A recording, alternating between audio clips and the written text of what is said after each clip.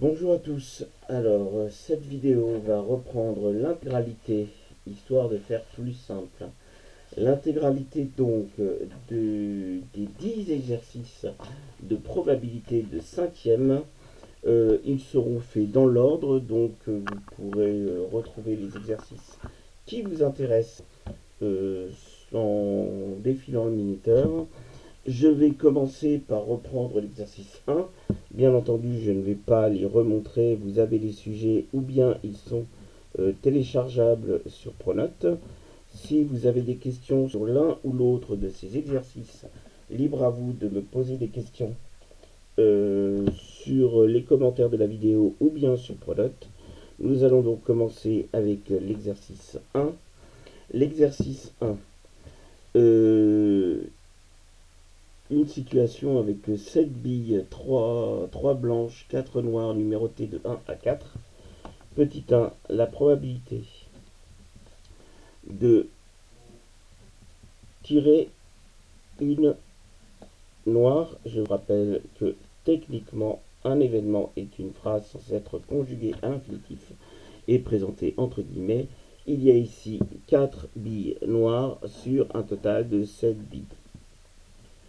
2, la probabilité de tirer une blanche.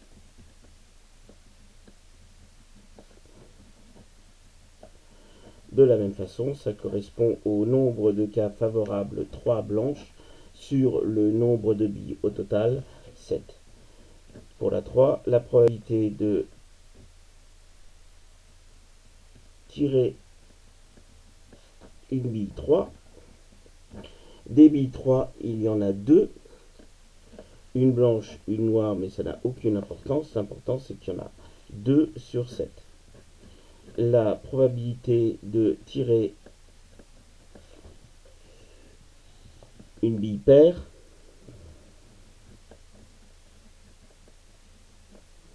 Les paires étant 2, 4 et c'est tout, puisque ça va plus loin sur les billes. Des billes 2, il y en a 2. Des billes 4, il y en a une. Total 3 sur 7. Et pour la 5, la probabilité de tirer une bille impaire.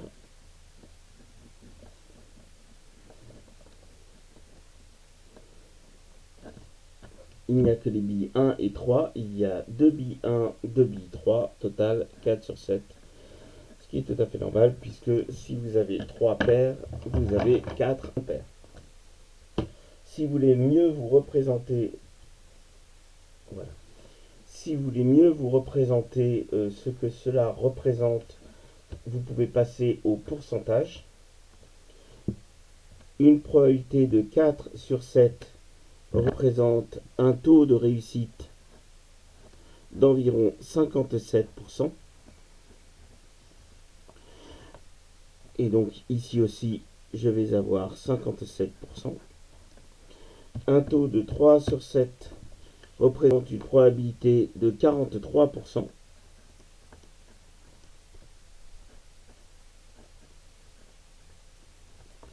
Tandis qu'un taux de réussite de 2 sur 7 représente une réussite de 28,5%. On va arrondir à 29%.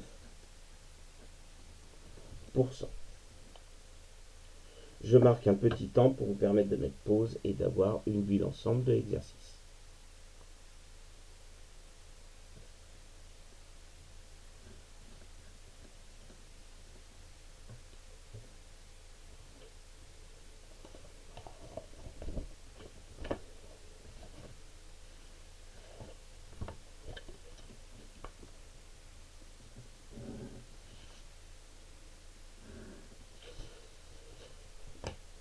Je pense pouvoir reprendre. La question 2 est plus une question technique que véritablement mathématique, puisque quel que soit les réussites ou les échecs que vous avez eus sur un lancer de dés, la probabilité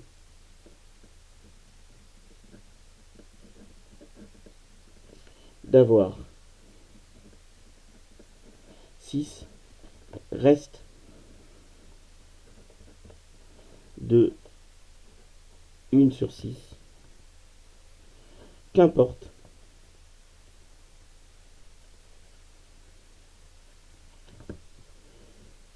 Les résultats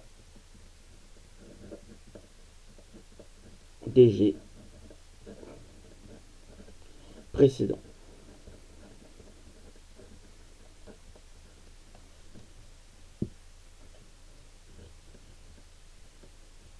En effet, si jamais le résultat précédent pouvait influer sur le résultat suivant, on ne serait plus du tout dans une situation soumise au hasard. Ça n'aurait pas de sens. Exercice 3, avec la roue, avec des secteurs gris et laissés blancs. Ici, ce qu'il faut voir, c'est que fort heureusement, on n'est pas obligé de réécrire les événements comme pour l'exercice 1, puisque les événements sont symbolisés par une lettre. Je peux donc directement écrire que la probabilité de l'événement A, le nombre est 6, n'est que de 1 sur 12, puisqu'il y a un seul secteur sur 12 qui convient. La probabilité de B, soit avoir une case grise, est de 6 sur 12, ce que vous pouvez écrire 1 sur 2, même si je n'en vois pas bien l'intérêt. En effet, 6 secteurs sur les 12 sont gris. Pour l'événement C, le nombre obtenu est supérieur ou égal à 8. Il y a donc 8 et tous les supérieurs, 9, 10, 11, 12. La probabilité de réussite est de 5 sur 12. 4. P de D. Le nombre obtenu est pair sur une case grise, donc nécessairement les deux en même temps. Je vais donc garder le 2 gris, le 4 gris, le 8 gris, le 12 gris, 4 sur 12.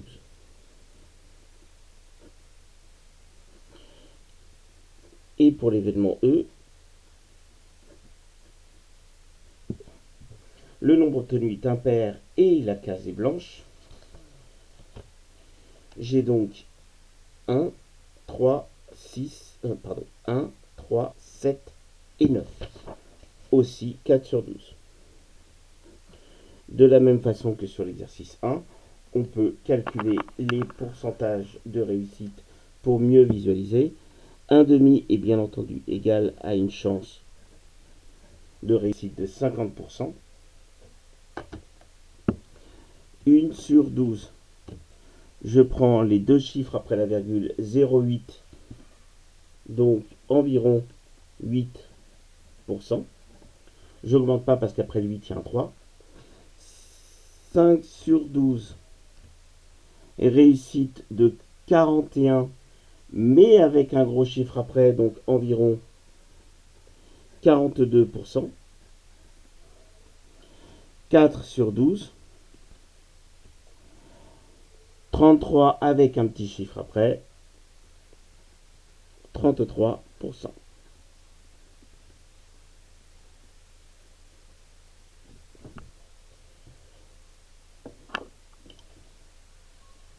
Je vous laisse un petit instant pour mettre pause avant de passer à l'exercice 4.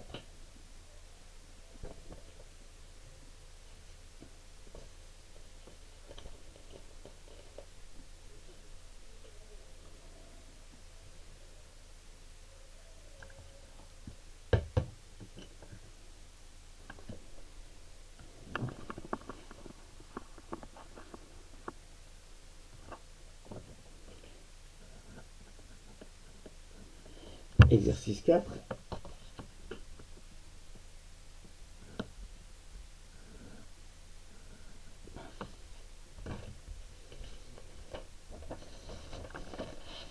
Ce tableau exprimé en probabilité décimale peut aussi, ça peut être plus simple pour certains, s'exprimer en pourcentage.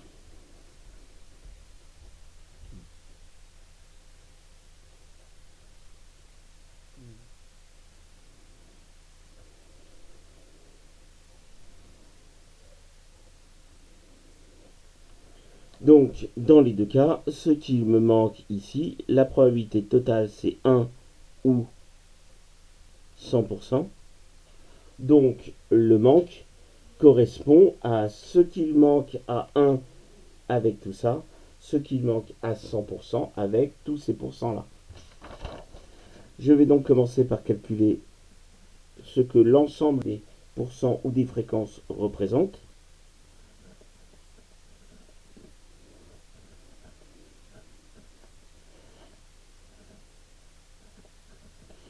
Pardonnez-moi.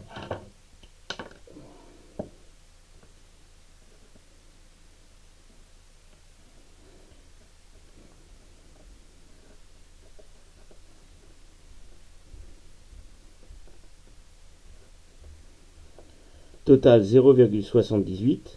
Ou alors j'aurais pu faire 19% plus 28% plus 19% plus 12% égale 78%. Toujours est-il que ce qu'il me manque, c'est la probabilité d'avoir 3, soit 1 moins 0,78, 0,22, ou 100% moins 78%, 22%. Attention, petit rappel important, écrire 1 ou 100%, c'est pareil. Écrire 0,78 ou 78%, c'est pareil. Écrire 0,22 ou 22%, c'est pareil. Ce sont la même écriture de trois nombres. 1, 0,78, 0,22 ou 100%, 78% et 22%, ce sont trois nombres strictement identiques dans leurs écritures. Enfin, dans leur valeur, mais différents dans leur façon de s'exprimer.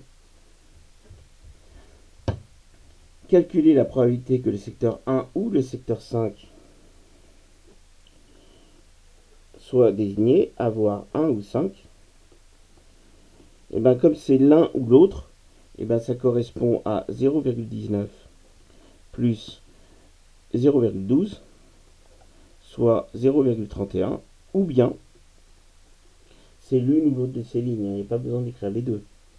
19% plus 12%, soit 31%. Pour la 3, la probabilité qu'un secteur pair soit désigné, donc soit le secteur 2, soit le secteur 4,